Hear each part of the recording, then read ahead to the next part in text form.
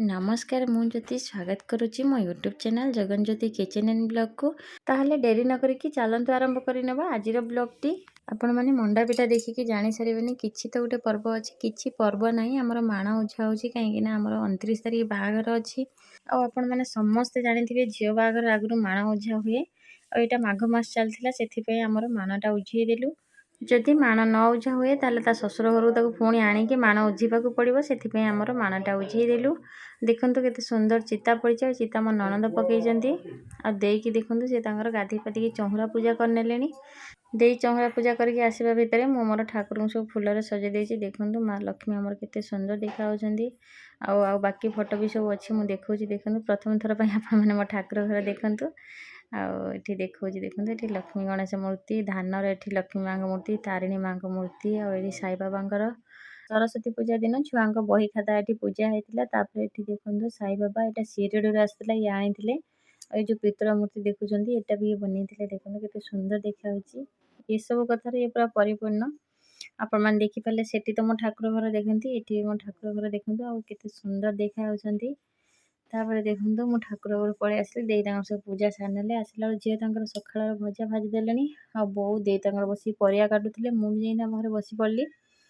ସକାଳ ପାଇଁ ଝିଅ ତାଙ୍କର ଭଜା ଭାଜୁଛନ୍ତି। ଆଉ ଏଠି ଆମର ଦ୍ୱିପହର ପାଇଁ ପୋଇ ଶାଗ ହେବ, ଓଉ ଆଳୁ ସାରୁ ତରକାରୀ ହେବ।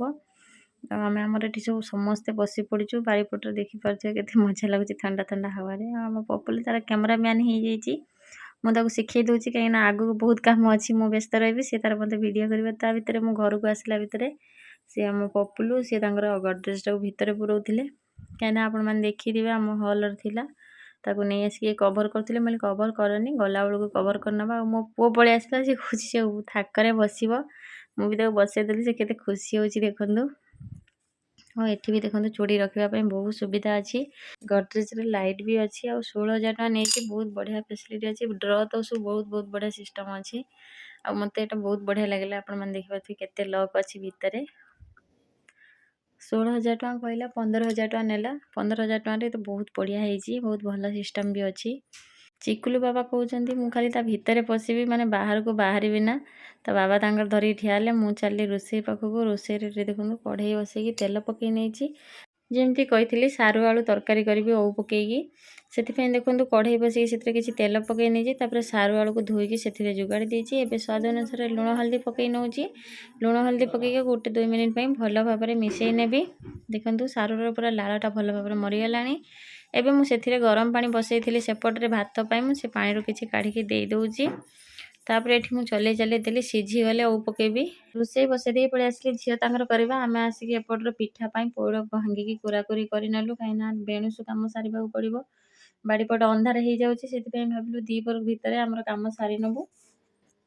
ଆମ ପୁଅକୁ ଦେଖନ୍ତୁ କେତେ ନଟଖଟ କରୁଛି। ଆଉ ଠାକୁରଙ୍କ ଭୋଗ ନେଇକି ଅଇଁଠା କରିଦେଇ ସାରିଲାଣି।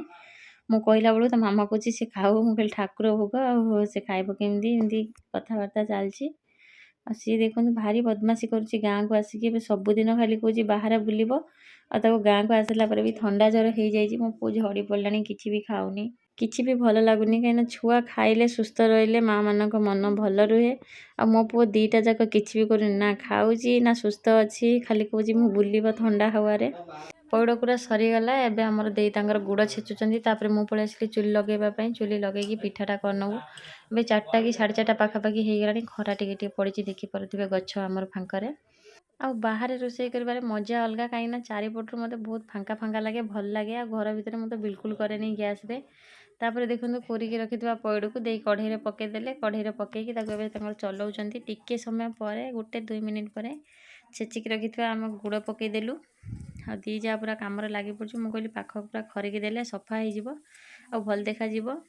କିଚେନ୍ ହଉ ବା ବାହାରେ ରୋଷେଇ କରନ୍ତୁ, ଯଦି ସଫା ସୁତୁରା ରଖନ୍ତି ତାହେଲେ ସେ ଜାଗାଟା ବହୁତ ସୁନ୍ଦର ଲାଗେ। ତାପରେ ଦେଖନ୍ତୁ ଏଠି ମୁଁ ଗୁଡ଼ ପଇଡ଼ ସବୁ ମିଶାଇକି ଆକୁ ଚଲେଇ ନେଉଛି। ଏଥିରେ ଏବେ ମୁଁ ଦୁଇଟା ଗୁଜୁରାତି ପକେଇ ଦେଉଛି। ଆପଣ ଏଥିରେ ପନିର ବି ପକେଇ ପାରିବେ, ଆମର ଯେଉଁ ଛେନା କହୁଛନ୍ତି, କାହିଁକିନା ମାଆଙ୍କର ଛେନା ପୁର ମଣ୍ଡା ବହୁତ ପସନ୍ଦ। କିନ୍ତୁ ଆମର ଛେନା ନଥିଲା, ସେଥିପାଇଁ ଆମେ ଗୁଡ଼ ପଇଡ଼ରେ ବନେଇ ଦେଇଛୁ। ଆଉ କୁରଟି ହେଇଗଲାଣି। ଏବେ ମୁଁ ଗୋଟେ ଅଲଗା ଜାଗାକୁ କାଢ଼ି ନେଉଛି। ଆଉ ପଞ୍ଚିରି ପଇଡ଼ ବୋଲିକି ମାନେ ସାଙ୍ଗେ ସାଙ୍ଗେ ଗୁଡ଼ ପକେଇଲା ପରେ ନରମ ପଡ଼ିଲା, ଆଉ ସାଙ୍ଗେ ସାଙ୍ଗେ ହେଇଗଲା। तापर भी आमर मैंने कम जना पड़े दे आ गए पौड़ कूरिकी पकड़े देखो सीटी आम सढ़े पड़ी पिठापी सेपटे पानी बसी से पानी दे दी ताटिया कढ़े देदेले सी आण पकाउंट मुझे चलाऊँगी कहीं अधिक आण अच्छी लगिज कौन कर कहले तू चला मुझे पकई दौची से पकईबार व्यस्त मुझे चलैबार व्यस्त देखते एमती कले जल्दी हो जाए आउ कि कढ़ई भी लगनी कहीं जनक दी जन है सुविधा होता है आपण मैंने तो जानी तापर देखूँ मुझे भल भाव एपट सेपट करके चलाऊँगी आ मो हाथ पूरा होड़े पड़ा एपटर माने जाल अधिक जाऊँगी से मुझे जालटा काढ़ीदेली माने देकी देदेली दे ए चलाओ मो हाथ पूरा होड़े पड़ा देखो दे चल चल देले चल चलैकी कहले थाली को उजेड़ देवा हो गला बोलिकी कहले हो गले भी से गोटे 2 मिनिट कढ़ई पूरा एपट सेपट करके पूरा भल भाव जंतिले तापर मुझे अधा काढ़ी चकुट देली दे अधा काढ़ी चकुट देले आम ए दीजा पूरा लगी पड़ू पिठा बनइबारे आपी ना अंधार हो सतरे अंधार हो गला 4टा बेलू आरंभ कलु संध्या 5:30 6टा बजला तो गाँव में अंधार हो जाऊँगी पूरा अंधार हो गला मो पुओ भी पलि आसी टुंग टुंग हो मो पाखे मामा मु बसबी गोड़े बसैकी कम कले तो हेनी से मुझे पलैली शुएदेवी मुझे शुएकी आसे तापर बाकी जो कम करी ता भर सेपटे मुझे चाह बसई चाह हो गला झील उजाड़ी ने बापा बोऊ ता भाई समस्त देदेवे आदे बसिक एकुटिया पिठा करुँच मु तो पुओ पाखक पलैली एठी वीडियो किए कर आपण मैंने भावुवे मुझे स्टाण्ड रखे देती अनअप पपुलु करुँची सी मत बहुत हेल्प कर भिडियो सी पूरा बढ़िया से करुँची वीडियो शिखीगला मुझे शिखेदेवी भल भाव जमी बाहर कि आउ रिसेप्शन जहाँ भी है सी वीडियो कर तापर देखो पानीटा फुटी जाइए से गोटे गोटे पिठा करी मैंने रखीदे आपने विश्वास करेंगे मंडा पिठा मोर एत प्रिय मु भात न खाई 2-3 जा मंडा पिठा खाई रही और जब मंडा पिठा हो मत बल पाइबनी खाई सारापर दीपर भी खरा भाया मुझे पिठा बुलिकी खाए मत बहुत भल लगे पुओ को शुए देली पिठा हो जाइए दे नहीं पलैले बो बही पढ़ुंट से बसुँच मु पलि आसली रोषे करने काली सरस्वती पूजा गला और पनीर आनी करने आमर कर रखीदे कहले गुरुवार काली करदेवा आमर उत्साह आम दीजा खाइबुनी बाकी समस्ते खाइबे तापर देखो पनीर को मुझे छोट छोट पीस कर काटने पनीर भी बहुत अल्प अच्छी जहाँ हो जमी करदे 2टा पैकेट आनी ये छुआ तादर अदा खाई से कम हो जाइए 3 भाई मिसिकी नाटक कर देखो कड़े में तेल दे देती से लुण पकई पनीर को पकई देती आ पनीर को एमती हाई फ्लेम भाजी नौ हाई फ्लेम को सब बड़े हाई लो ना जदि लो करा पड़ी मु पूरा जालटा काढ़ी नौ चुली देखो पनीरटा पूरा बढ़िया से भाजी गला लगी जाऊँगी आ राति बोलिकी मु परफेक्ट देखाऊनी आपण मानू खाली येलो येलो देखा कि पनीरटा पूरा पोड़ी गला आ कढ़ई पूरा तातिकी अच्छी आपने देखिपे केते जोर से जलुची चुलीटा तापर मुझे आलू को जुगाड़ देती लुण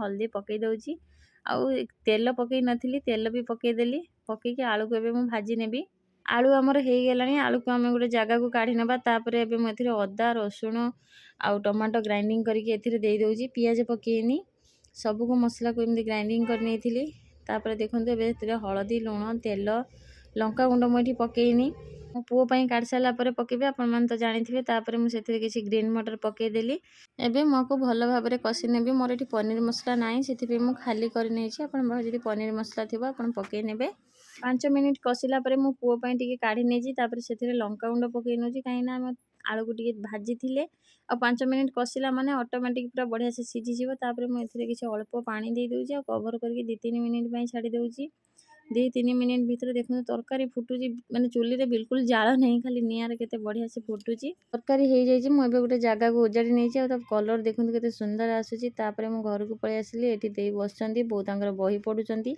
माण उजा बोलिकी तांकर माने रेडी हो गलानी सब भोग राग भल मंद कर दे सारलेनी तापर से तांकर सेठी फल काटुचंती फल कटाकटी सरीगला तापर दे तांकर चलू बुलेले भोग लगे देले घरे पूजा पर्वाणी हेले बहुत भल लगी था मत तो माने बहुत भल लगे एमती गाँव में किसी पर्व हेले कि पूजा हेले किसी भी फंक्शन हो मत गाँव में रहिले भल लगे सेठी कौन सब एकुटिया एकुटिया करने पड़े भल लगे ये परिवार सहित मनइले सब जिनस भल लगी थाए तापर देखो आमर पूजा सरीगला प्रसाद सीना लगेदेले आमर जोटा मेन जिनस सेटा एबे दीदी करेंगे माण जो उचा हूँ मुझे देखो ये किसी धान जो माण रू काढ़ी नौ आपण मन आड़े केमी हूँ कहे निहाती जन जन तो खाली गोटे 2टा धान भी खसई दिखती कि आमर ये अधा माणु अधा धान काढ़ीदेले काढ़ी पुणी सजे सजे सब रखीदे मुझे भोग नहीं पलि आसा बाबा पाखु ବାପ ପୁଅ ଶୋଇକି ଏଠି ଖେଳୁଥିଲେ ଆଉ ସିଏ ତାର ଉଠୁନି ତ ଭୋଗ ଖାଇବା କଥା କହିଲା ବେଳକୁ ଯାଇକି ଆହୁରି ଶୋଇ ପଡ଼ୁଛି ମାନେ ପେଟେଇକି।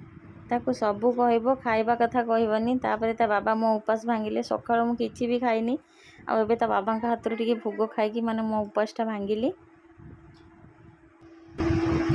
ସକାଳୁ କିଛି ଖିଆନି ଏବେ ଟିକେ ଭୋଗ ଖାଇନି ତାପରେ ଯାଉଛି ଦି ଯା କ'ଣ କରିକି ଖାଇମୁ।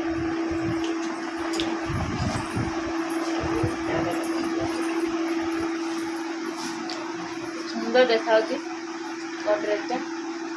10 ବର୍ଷ ତଳେ ଲଗେଇଥିଲି ଆଗରୁ ମୁଁ ଯେତେବେଳେ ବାହା ହେଇକି ଆସିଥିଲି ନା ଫାଷ୍ଟ ଏସବୁ ଲଗେଇଥିଲି ଆଉ ଏଇସବୁ ଖରାପ ହେଇଗଲାଣି।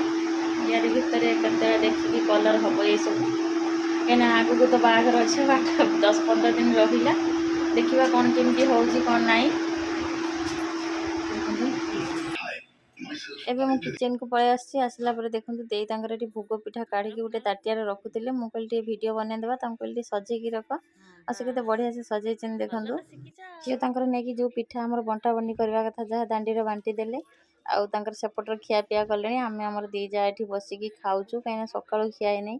ମୁଁ କହିଲି ଆଜି ଏଇଠି ବସିକି ଖାଇଦେବା। ପୁଅ ଶୋଇଛି ଆଉ ମୁଁ ସେପଟକୁ ଯାଇପାରିଲି ନା ସେଥିପାଇଁ ଏଇଠି ବସିକି ଖାଇଦେଲୁ। ତାହେଲେ ଆଜିର ଭିଡ଼ିଓଟି ମୁଁ ଏଇଠୁ ଏଣ୍ଡ କରୁଛି। ପୁଣି ଦେଖାହେବ ଆପଣମାନଙ୍କ ସହିତ ଗୋଟେ ନୂଆ ବ୍ଲଗ୍ରେ। ରହିଲି। ଜୟ Jagannath. Bye bye. Love you all.